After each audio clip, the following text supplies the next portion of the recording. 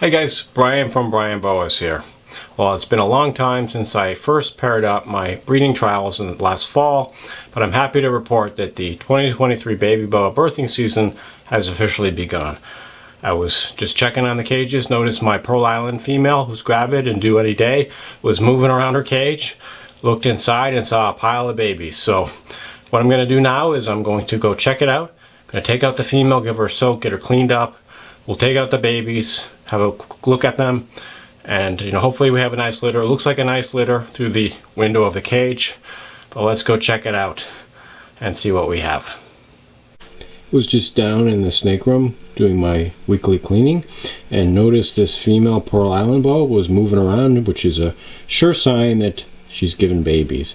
And her due date, as predicted by the post-ovulation shed, is just a couple days from now, so I figured she might drop her litter any day. And I don't know if you can see on the camera, but there's also a little pile of babies behind this hiding place. So I haven't looked at the babies yet, but what I'm going to do first is just gently remove this female, give her a soak in some lukewarm water, get her nice and cleaned up. And I just have to be careful because sometimes they can be a little nippy when they're defending their babies.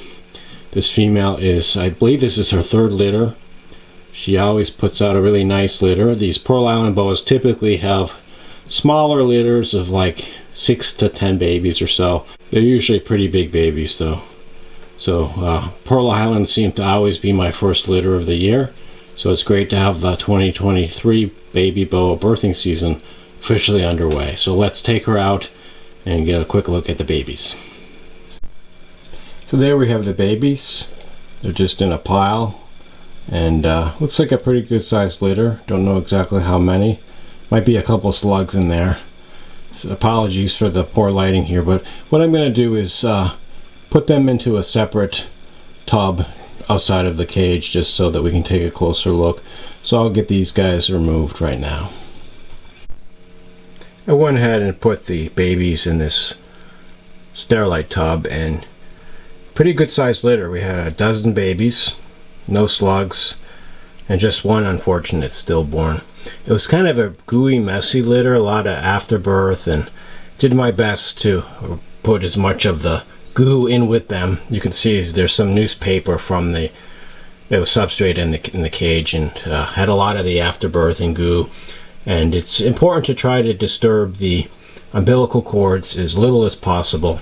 Sometimes if they yank out, they can cause a little bit of injury and bleeding.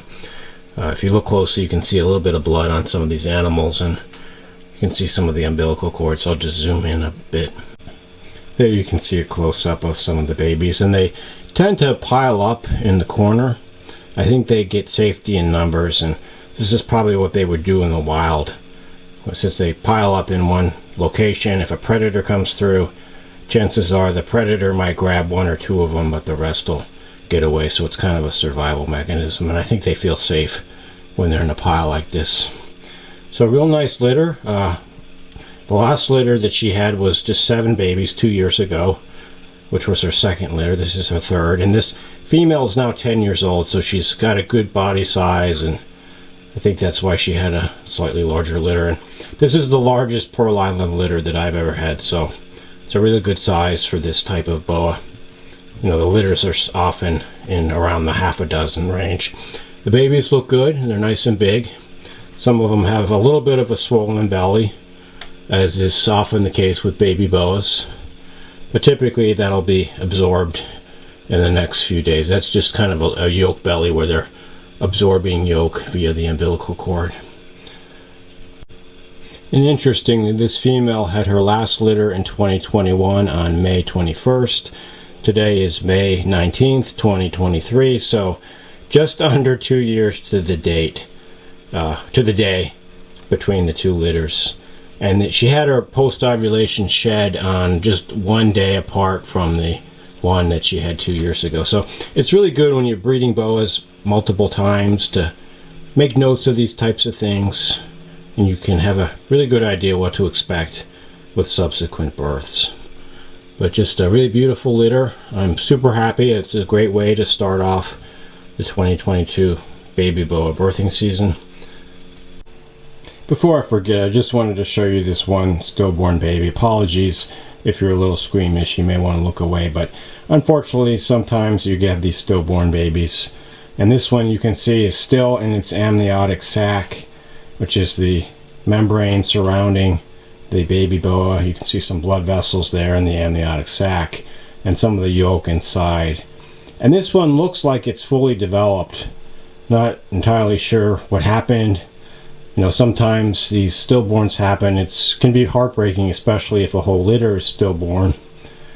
It's just something that you can't really avoid. You know, you can do your best to get your females ready and in great health and take great care of them, but sometimes they just have these stillborns. I didn't see any slugs or unfertilized ova in this litter, which is a good sign to see, but we just have this one stillborn. So I'm going to take this guy out to the garden and just give him a burial in the garden, and he'll go on to help fertilize my tomato plants and hopefully end up in a better place. Take one last look at the babies. You can see all that goo right there that came in from that newspaper. But what I'm going to do is I'm going to let them just chill out for a while, and then later today, before nighttime, I'm going to change all of the paper towels and try to clean them up a bit. This goo starts to stink pretty quickly, so I want to keep them as clean as possible. And then I'll put this tub on a heat mat set to around 88 degrees. Keep them nice and moist and humid, and they'll stay in here for about a week and a half until they're first shed, at which point they'll be put into separate, my baby rack with separate tubs. And in the meantime, I'm going to go and thoroughly clean out the mother's enclosure, get all that baby goo smell off of the enclosure, just so she's got a nice fresh home to chill out and recover in. My female's done soaking, and I got her out and dried her off. Thought I'd give you guys a quick look at her. She looks quite a bit thinner than she did before she had the litter. I would say she's probably put about a third of her body weight into producing that litter. So she looks a little skinny right now. I do feed my pregnant females every month or so if they'll take the food during the pregnancy. So she's not as thin as she may have been, but she's definitely lost quite a bit of weight. So you can see she's cruising around a lot, and these Pearl Island boas are typically very active, but after they give birth and they're really hungry, they get even more active. So she's going to want to eat as soon as possible. So I'm going to go ahead and thaw a large rat and give it to her first thing tomorrow morning as soon as it's thawed. And I know she'll eat it with gusto. But she did great. Beautiful litter. Her third litter, so this is a great female.